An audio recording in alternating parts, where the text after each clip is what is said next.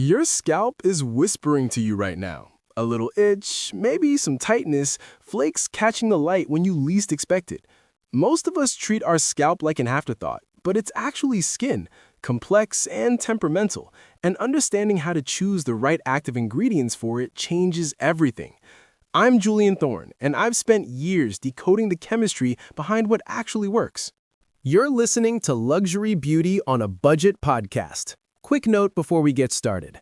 Everything you're hearing, the research, the data, the script, all of it comes from real human experts and authors who've actually done the work.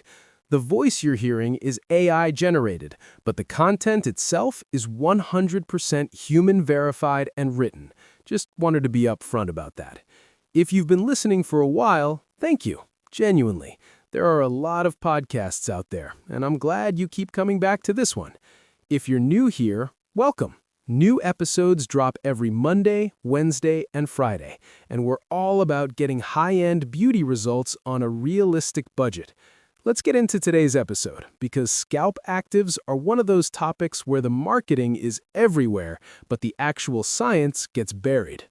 This guide is going to teach you to read scalp formulations like a cosmetic chemist, matching molecular structures to your specific biological needs. No mysticism here, just active percentages, penetration pathways, and performance metrics that justify every dollar you spend. Before we dive in, let me give you a sense of what you're getting into. This is intermediate level material. You'll need about 15 to 20 minutes for your initial scalp assessment, then 2 to 4 weeks to see measurable results. What you'll gain is the ability to decode scalp serums, distinguish marketing hype from actual mechanism, and build a targeted routine using actives that genuinely penetrate the stratum corneum.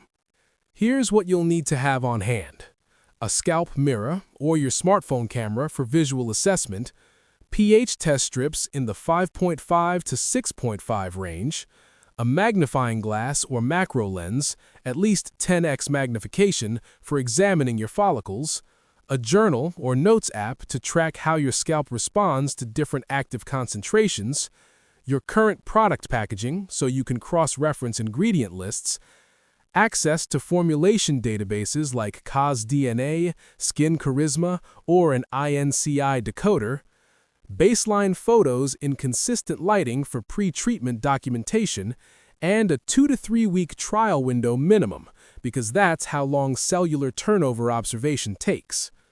Now, let's talk about conducting a scalp barrier function assessment. Before you introduce a single active ingredient, you need baseline data. Scalp barrier integrity determines penetration rates, irritation thresholds, and which molecular weights your stratum corneum will actually absorb. Run your fingertips across your scalp with moderate pressure. Not a scratch, more like a scan. Healthy scalp tissue feels supple, with slight give, no crepey tightness or sandpaper drag. If it feels thin, reactive, or produces visible flaking with minimal friction, your barrier is compromised, and you'll need gentler actives at lower percentages. Check your sebum production patterns. If you're oily within 4 hours of washing, that suggests overactive sebaceous glands, possibly triggered by stripping cleansers or inflammatory actives. Persistent dryness despite regular conditioning points to lipid barrier depletion. The scalp pH should hover between 4.5 and 5.5, slightly more acidic than facial skin. If you're experiencing chronic irritation, test your current shampoo's pH. Anything above 6.0 disrupts the acid mantle and compromises how actives penetrate. Photograph your scalp in consistent lighting at 3 angles: crown, temples, and nape. You'll reference these when evaluating active efficacy in 4 weeks. Visual documentation eliminates confirmation bias. What feels better isn't always what looks better under magnification.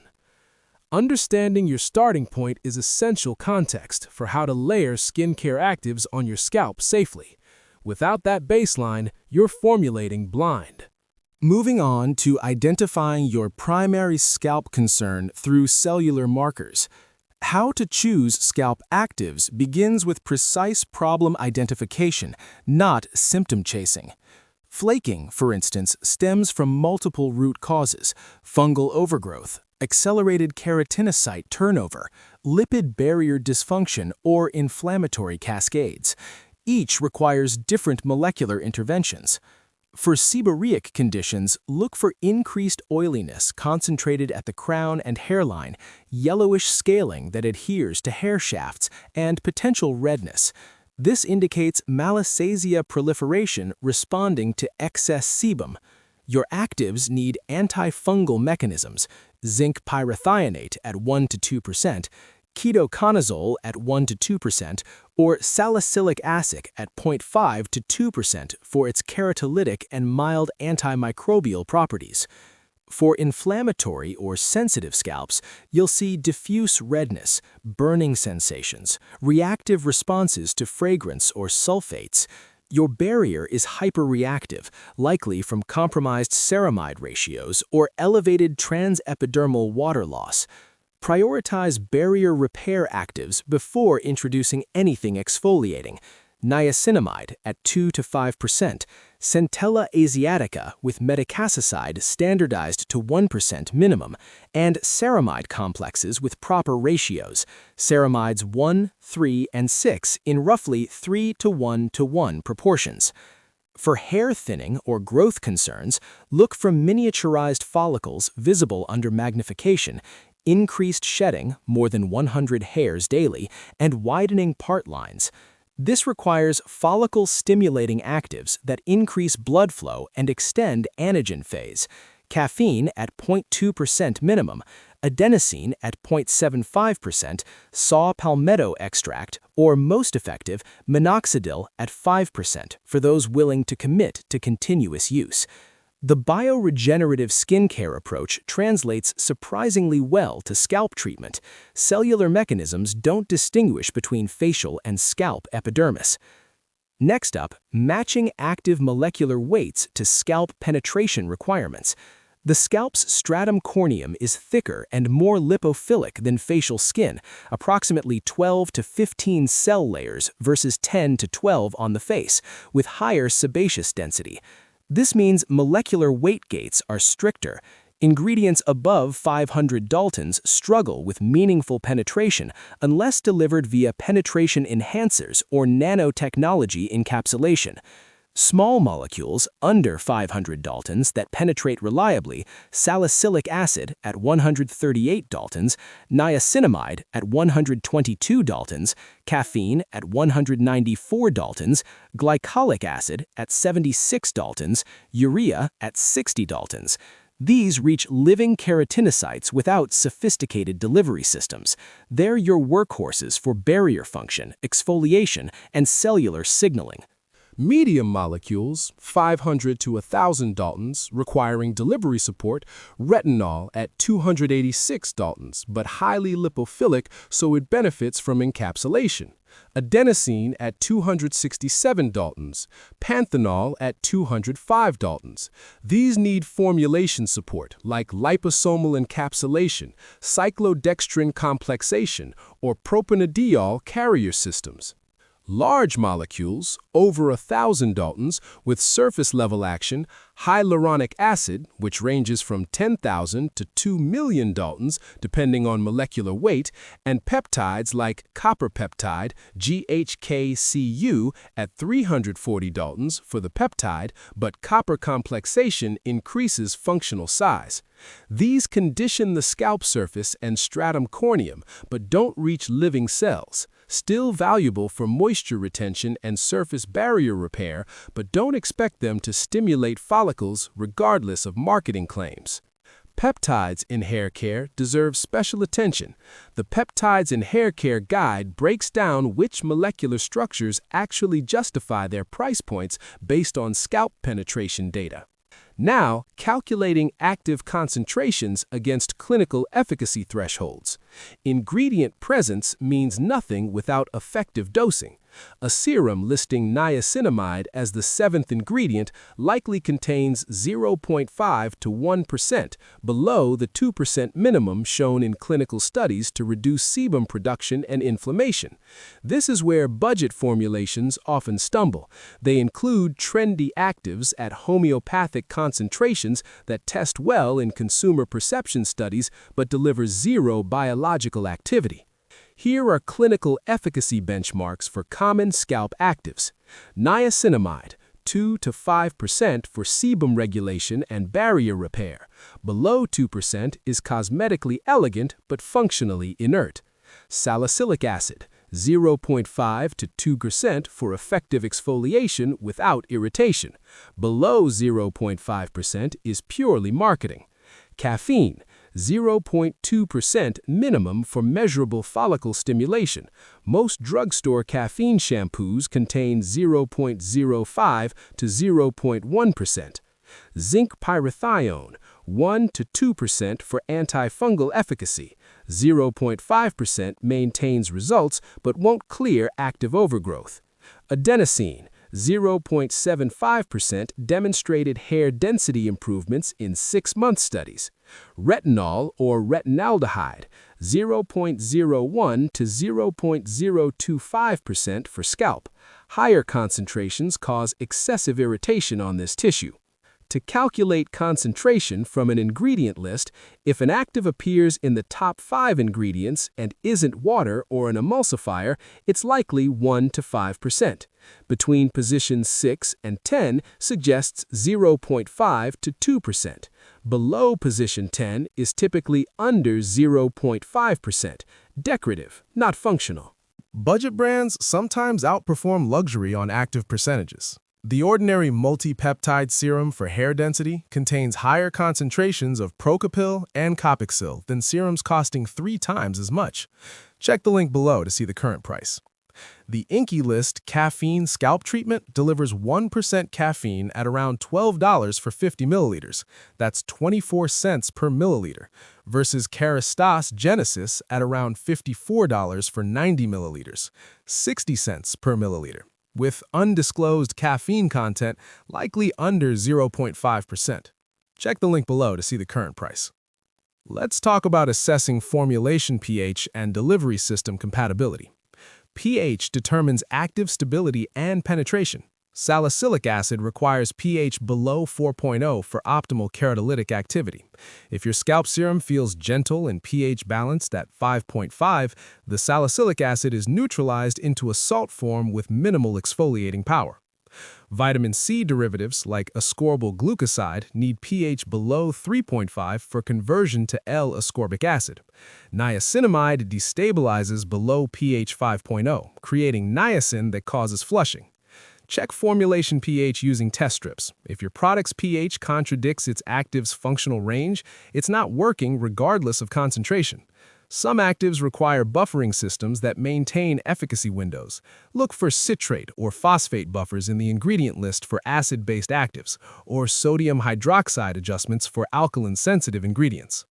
Delivery systems extend beyond simple aqueous solutions. Advanced formulations use liposomal encapsulation, phospholipid vesicles that merge with scalp lipids, delivering actives deeper, particularly effective for retinol and caffeine. Cyclodextrin complexation, ring-shaped molecules that cage actives, protecting them from degradation and controlling release. Silicone microsphere technology, suspended actives in dimethicone shells that rupture upon massage, ensuring scalp deposition rather than rinsing away. Propanediol carrier systems. This humectant doubles as a penetration enhancer for both hydrophilic and lipophilic actives.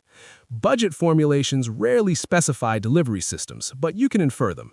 If a product contains hydrogenated lecithin or phosphatidylcholine, liposomal delivery is likely. Cyclodextrins appear as hydroxypropyl beta-cyclodextrin in INSI lists. These technologies justify a higher price point when comparing seemingly identical active percentages. The principles overlap significantly with what is scalp skincare. Both require understanding the scalp's mantle's role in active performance. Next, cross-referencing active interactions and layering sequences. Actives aren't mix and match. Some combinations neutralize each other, others trigger irritation cascades, and a few create synergistic effects that multiply efficacy. How to choose scalp actives includes understanding their chemical relationships. Avoid these combinations in the same application. Niacinamide plus acidic actives with pH below 4.0 creates niacin conversion, causing flushing. Separate by 30 minutes or use at different times of day. Retinoids plus AHAs or BHAs. Dual exfoliation overwhelms scalp barrier. Alternate days minimum. Vitamin C, ascorbic acid, plus copper peptides.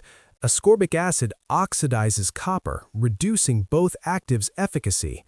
Benzoyl peroxide plus any form of vitamin A oxidizes retinoids into inactive compounds. Synergistic pairings work beautifully. Niacinamide plus zinc enhanced sebum regulation and anti-inflammatory effects. Caffeine plus adenosine complementary follicle stimulation mechanisms. Caffeine increases microcirculation, adenosine extends growth phase. Salicylic acid plus niacinamide when pH stable, exfoliation plus barrier repair prevents irritation from acid use. Peptides plus growth factors overlapping signaling pathways that amplify cellular communication. Layering sequence follows molecular weight and pH requirements. Lowest pH first, exfoliating acids, then neutral pH actives like niacinamide and peptides, then barrier-sealing ingredients like ceramides and oils. If using both retinol scalp treatments and exfoliating acids, apply the acid-based product first, wait 20 minutes for pH to neutralize via buffering, then apply retinol. Water-based serums penetrate better on damp, not wet scalp. Oil-based treatments seal best on nearly dry scalp. Now we're at establishing a tolerance-building protocol for high-potency actives. Retinization applies to scalp tissue just as it does facial skin. High-potency actives, retinoids, acids above 5%, minoxidil, require gradual introduction to avoid barrier disruption that paradoxically worsens the conditions you're treating. Start with twice-weekly application for 2 weeks, monitoring for persistent redness lasting beyond 30 minutes, burning, or increased flaking. If tolerated, increase to 3 times weekly for another 2 weeks, then assess if daily application is necessary. Most scalp conditions respond adequately to 3 to 4 applications weekly at clinical concentrations. Daily application of strong actives often creates a cycle of irritation and compensation. You strip the barrier, sebaceous glands overproduce to compensate, you increase active frequency to combat oiliness, and the loop intensifies. This is particularly common with salicylic acid overuse.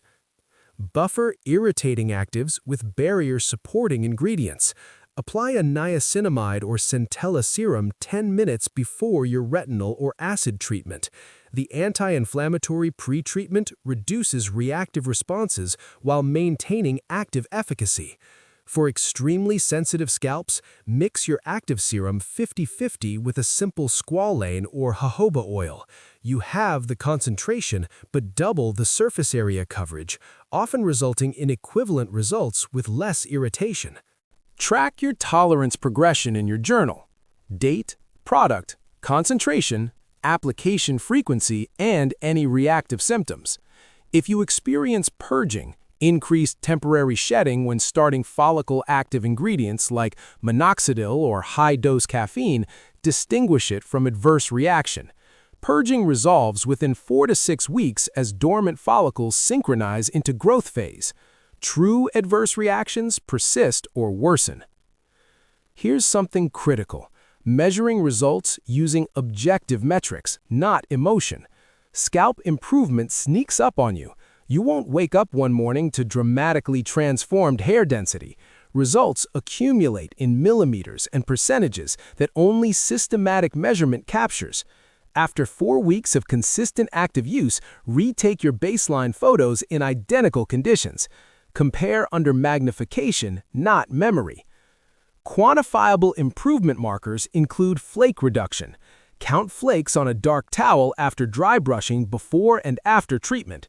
Sebum control. Blotting paper test at crown after 6 hours. Measure diameter of oil spot. Hair density. Part hair in consistent location, photograph with ruler reference. Count visible hairs in 1 square centimeter area. Scalp redness. Use the Fitzpatrick erythema scale or a dermatoscope app that measures erythema index. Shedding volume. Collect shed hairs from 1 wash cycle in a mesh drain cover. Count before and after 4 weeks. Budget tools deliver luxury-level data. A smartphone macro lens attachment, around $15, provides 60x magnification for follicle assessment. Sebum absorption sheet sets, around $12, offer 100 measurements. This objective documentation prevents the "it's not working" abandonment that happens 3 weeks into a 12-week efficacy window. If you see 0 measurable change after 6 weeks, reassess for active selection. Either the concentration is subtherapeutic, your scalp condition requires different molecular targets, or the delivery system is failing. This isn't failure, it's data. Cosmetic chemistry responds to methodical adjustment, not hope. The skinification of hair movement brings skincare's evidence-based rigor to hair care, and that includes knowing when to pivot. Let me share some pro tips and common mistakes. The patch test is non-negotiable for scalp actives. Behind-ear testing misses critical variables. Your scalp's sebaceous density, follicle concentration, and thickness create different absorption profiles than retroauricular skin. Test new actives on a quarter-sized area at the nape for 48 hours before full application. This small insurance policy prevents the nightmare of full scalp contact dermatitis requiring steroid intervention. Don't confuse tingling with efficacy. That mentholated working sensation is often sensory irritation from fragrance compounds, alcohol denat, or excessive essential oil percentages. Clinical studies use zero fragrance formulations because olfactory nerve stimulation triggers inflammatory mediators that compromise barrier function. If your scalp active burns or creates prolonged tingling, you're experiencing irritation, not treatment. The most effective actives often feel like nothing. Over-application wastes money and risks irritation. Scalp serums require remarkably small volumes. 0.5 to 1 milliliter covers the entire scalp when applied with a dropper to partings every 2 centimeters. More product doesn't increase penetration. It just overloads your hair shafts and pillow. I've watched people use 3 to 4 milliliters per application of expensive peptide serums, exhausting a month's supply in 10 days with zero additional benefit. Preserve formulation stability. Actives degrade rapidly once exposed to air, light, and heat. Retinol oxidizes to inactive retinal, then retinoic acid, then nothing. Vitamin C turns brown. Peptides fragment. Store scalp serums in cool, dark spaces, not the shower, where steam and temperature fluctuations accelerate degradation. Airless pump bottles preserve potency longer than dropper bottles. If your product changes color or develops off odors, it's compromised regardless of expiration dates. The most common mistake is combining too many actives too quickly, creating a confusing variable soup where you can't identify what's helping versus irritating. Introduce 1 new active every 3 weeks minimum. If you add retinol, niacinamide, caffeine, and salicylic acid simultaneously and experience irritation, you've learned nothing about your personal tolerance profile. Some frequently asked questions. How long does it take to see results from scalp actives? Most scalp actives require 4 to 6 weeks minimum for visible results because hair follicles operate on 3 to 4 month growth cycles and the scalp's cellular turnover is approximately 28 days. Exfoliating actives like salicylic acid show the fastest results, reduced flaking within 2 to 3 weeks because they work on the stratum corneum surface. Barrier repair actives like niacinamide and ceramides improve comfort within 1 to 2 weeks, but visual changes appear around week 4. Follicle-stimulating actives like caffeine and adenosine require 8 to 12 weeks minimum since they're extending anagen phase, which takes multiple follicle cycles to become statistically visible. Minoxidil, the most clinically proven growth active, shows measurable density increases only after 6 to 4 months of consistent use. Can I use the same actives on my scalp and face? Theoretically, yes, but practically, you'll want different concentrations and delivery systems for optimal results. The scalp's thicker stratum corneum tolerates higher active percentages than facial skin. You can use 2% salicylic acid on scalp versus 0.5 to 1% on face, or 0.025% retinol on scalp versus 0.01% on sensitive facial areas. However, the scalp's higher sebaceous density makes it more prone to clogging from heavy occlusives, appropriate for dry facial skin. Conversely, mattifying facial serums with high alcohol content will strip the scalp barrier.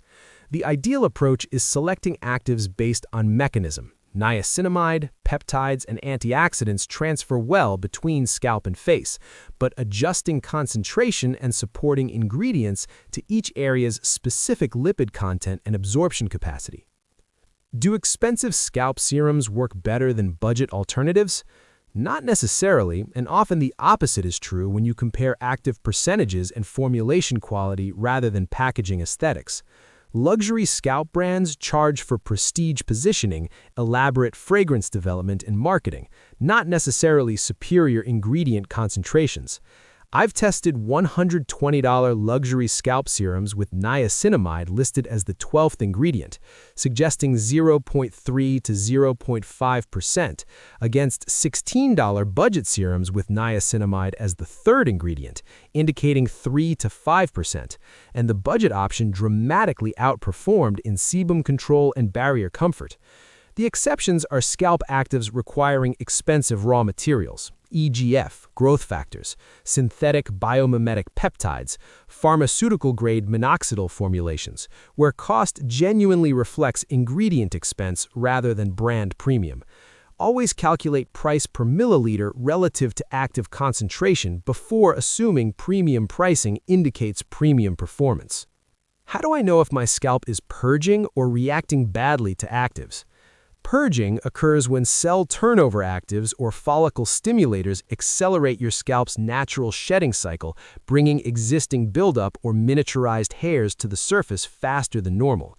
It appears as increased temporary shedding or flaking, begins within 1 to 2 weeks of starting an active, peaks around week 3 to 4, then resolves by week 6 to 8, with improved overall condition. Purging only occurs with actives that accelerate cellular processes, retinoids, chemical exfoliants, minoxidil, high-dose caffeine. An adverse reaction causes symptoms that worsen over time rather than plateau and improve. Persistent redness lasting beyond 30 minutes post-application, burning or stinging, contact dermatitis bumps, and increasing irritation with each application. If you're unsure, stop the active for 1 week. Purging will show improvement in overall scalp condition, even as temporary shedding continues, while true reactions will calm rapidly once you discontinue the irritant. So here's what it all comes down to. How to choose scalp actives distills into systematic assessment, precise formulation analysis, and patient observation. Your scalp's cellular biology responds predictably to specific molecular interventions when you match active mechanisms to root causes rather than chasing symptomatic relief. Start with barrier assessment. Identify primary concerns through objective markers. Select actives at clinically effective concentrations. Verify pH and delivery system compatibility. Introduce gradually using tolerance-building protocols, and measure results with data rather than emotion. The most sophisticated scalp serum means nothing if its active concentration falls below therapeutic thresholds or its pH neutralizes its functional chemistry. Budget formulations routinely outperform luxury alternatives when you prioritize ingredient percentages over marketing poetry. Your scalp deserves the same evidence-based rigor you apply to facial skincare, active percentages that justify their presence, delivery systems that ensure penetration, and formulation pH that preserves potency from first application to final drop. That wraps up this episode of Luxury Beauty on a Budget podcast. Thanks for spending this time with me today. New episodes come out every Monday, Wednesday, and Friday, so you've always got something fresh to listen to. If you're getting value out of this show, I'd really appreciate it if you left a 5-star rating and a review. That's genuinely how other people find the podcast. It makes a real difference in who gets to discover this kind of information. And hey, hit subscribe or follow so you get notified the second a new episode goes live. I'll catch you in the next one.